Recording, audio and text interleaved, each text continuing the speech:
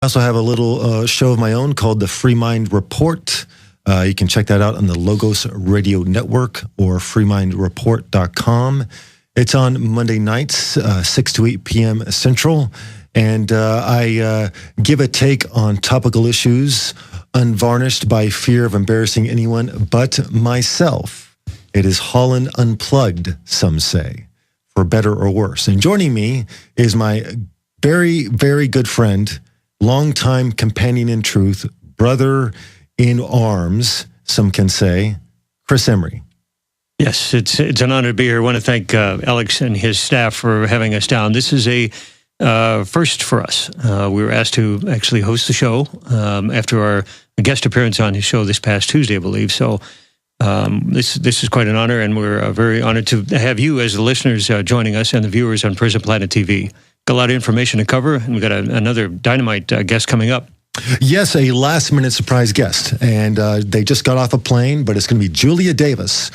Julia Davis writes for The Examiner. She is a former Homeland Security agent.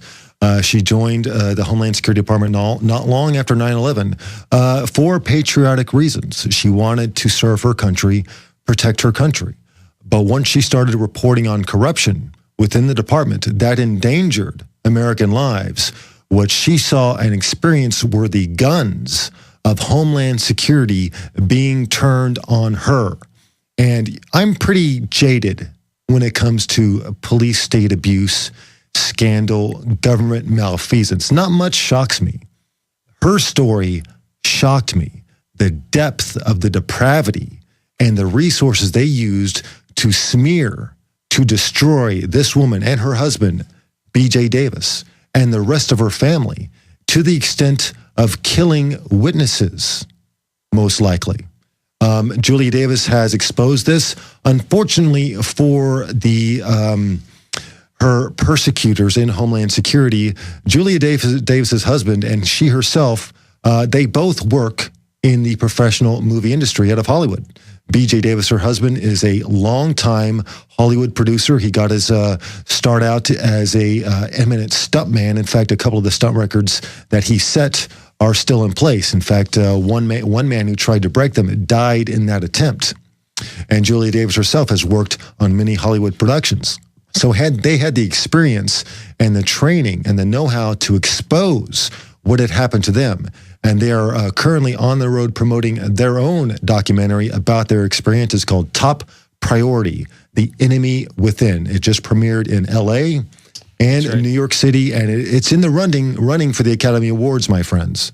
And that is no lark. Many controversial and hard-hitting documentaries have scored at the Oscars, including The Panama Deception, Waco, The New Revelation, and others. So hopefully that spirit still exists. That exposure can be paid to this work, and Julia will be joining us on the other side of this to talk about that. And like I said, I am jaded when it comes to this stuff. Not much surprises me.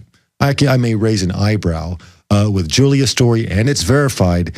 It is truly shocking. And what scares me is that this is not the first time they've come to these depths. They are turning Hollywood upside down I think, in a good way. It shows the credibility and the integrity of two professional filmmakers that have been in the business for years. We look up to these folks. They are basically our idols in a lot of ways. The quality, the bravery, and so forth. And we're looking forward to having her on. Exactly. Julia Davis will be joining us on the other side. You're listening to The Alex Jones Show. Guest hosting, Holland Van Den Nieuwenhof and Chris Emery. We'll be right back after this. Welcome back to The Alex Jones Show. This is Holland Van Den Nieuwenhof. We have our guest on the line. We really have worked with Julia Davis, worked with her for a long time, and her story, like I said, is shocking. A former Homeland Security agent, married to B.J. Davis, a Hollywood producer, and she was subjected to, in my mind, an unprecedented amount of persecution and harassment by the Department of Homeland Security simply for trying to maintain her fidelity to her duty. Julia Davis, welcome to the Alex Jones Show. Thank you so much. It's my honor to be here. Now, you have been reporting on a number of issues, but you're just not a reporter. you have experienced, been on the front lines, had your life threatened because of information you possessed that was deemed dangerous by the establishment. Why don't you tell the audience how this started? I went into work for the Department of Homeland Security after 9/11, and I was starry-eyed and very naive. I wanted to help protect the nation from the terrorist threat, and when I tried to do exactly that, I've encountered retaliation that I could have never imagined happening in this great country. And I'm sure most patriots, even those that know of the atrocious things that are being done to whistleblowers, would probably be surprised at the kind of retaliation that I've encountered. Shocked. I mean, it's hard to exaggerate this. Working at the largest this. and busiest land border crossing in the United States and in the world, San Ysidro port of entry.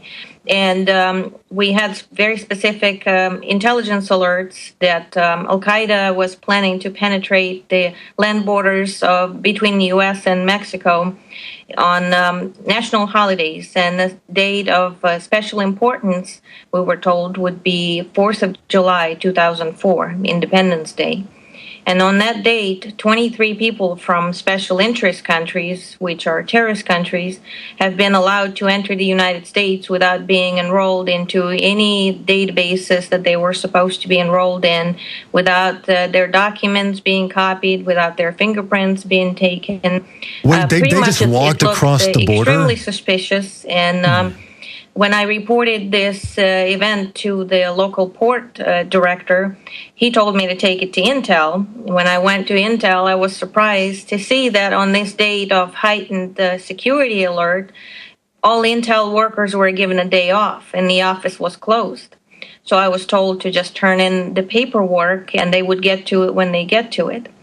But our manual said that whenever anything that could be remotely related to terrorism was taking place, we were to notify Joint Terrorism Task Force. And that's exactly what I did. And once I made a report to the FBI's Joint Terrorism Task Force, my life was never the same.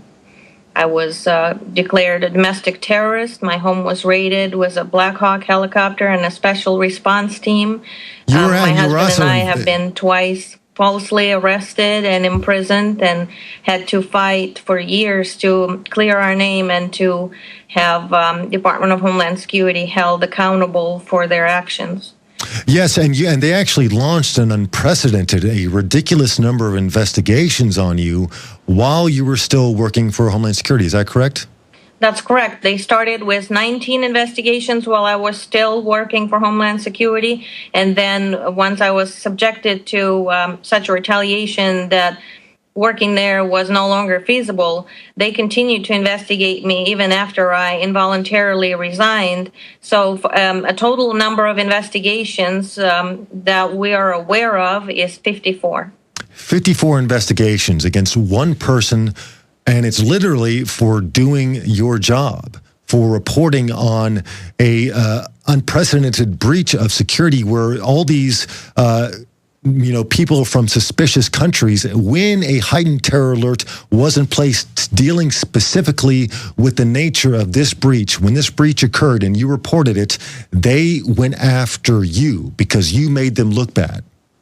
Exactly. And my report about people from terrorist countries entering without requisite procedures being followed was closed the same day with no action and no investigation. So that investigation that should have taken place on why 23 people from suspected countries were just be able to walk through the border without any kind of background check that was required.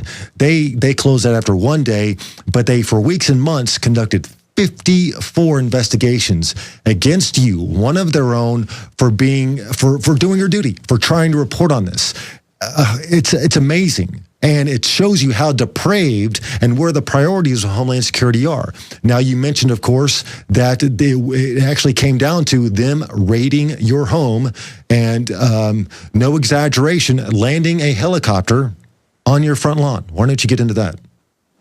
Yes, after I had resigned from Homeland Security, I knew that what was done to me was unjust. So I filed a case against Homeland Security in the Equal Employment Opportunities Commission court, and there was a ruling in my favor that said that no reasonable person would have been able to continue working there under such circumstances, and that my resignation was involuntary and was caused by Department of Homeland Security's illegal conduct against me.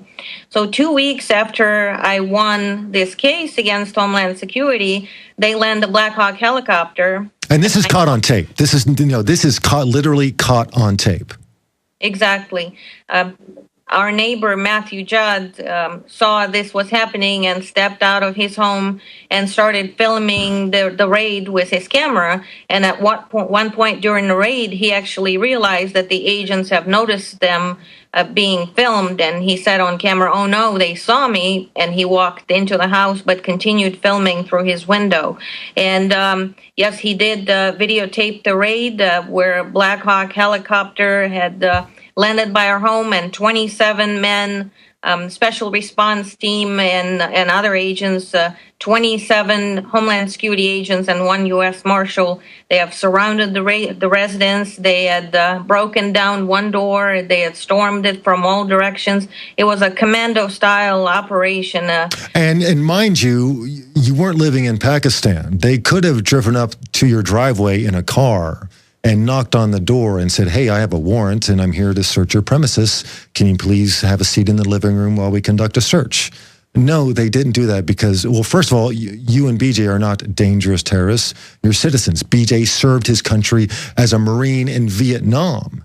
30 years later, he has his own government landing on his lawn in a Black Hawk helicopter, waving guns around, and they actually may have played a role in your own father's death. Is that correct, Julia? That's correct. And they actually didn't even have a search warrant, but they stayed in our house for about 2 hours, close to 2 hours, searching it without a search warrant. And they knew before the raid that my dad had a heart condition because they had already pulled up my parents' immigration files, because not only did they plan to denaturalize and deport me, but they were already planning to also deport my parents, which were completely innocent victims in all of this. And so when they arrived to the house, my dad walked out and asked them, "What is going on here?" And he was attacked by several special response team agents with assault weapons who threw him down to the ground with such a force that they broke his finger. They handcuffed him and they dragged him down a tall set of steps in front of the house. They dragged him away from the house. And this is Palm Springs area. At the heat of the summer, about 114 to 117 degrees. My dad is wearing nothing but his boxer shorts. And when he's asking them what's going on, they tell him, "Your daughter is a domestic terrorist." So in his mind, he's thinking, if they're doing this, then what is happening to her? Is she being taken to Guantanamo right now? And your father was an immigrant from the Ukraine, is that correct? Yes, exactly. He had lived under a communist dictatorship.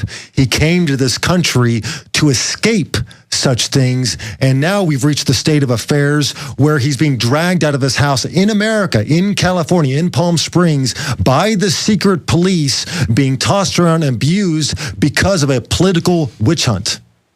Exactly, and they had no warrant and no right to lay one finger on him, much less to handcuff him and detain him completely illegally and keep him in full desert sun. And my dad was having chest pains. You can imagine anyone with a heart condition being put through this kind of an ordeal would be pretty much guaranteed to have a heart attack. And my dad knew he was having a heart attack. He was telling the agents that were holding him down, "I'm having a heart attack. I need to take my medication. I need to get back into the house. I need water and medicine. I need medical attention." He could see there was an ambulance stationed right across the street, that they brought it there for protocol for this raid. But instead of letting him have water and medication, which they refused to, they had actually radioed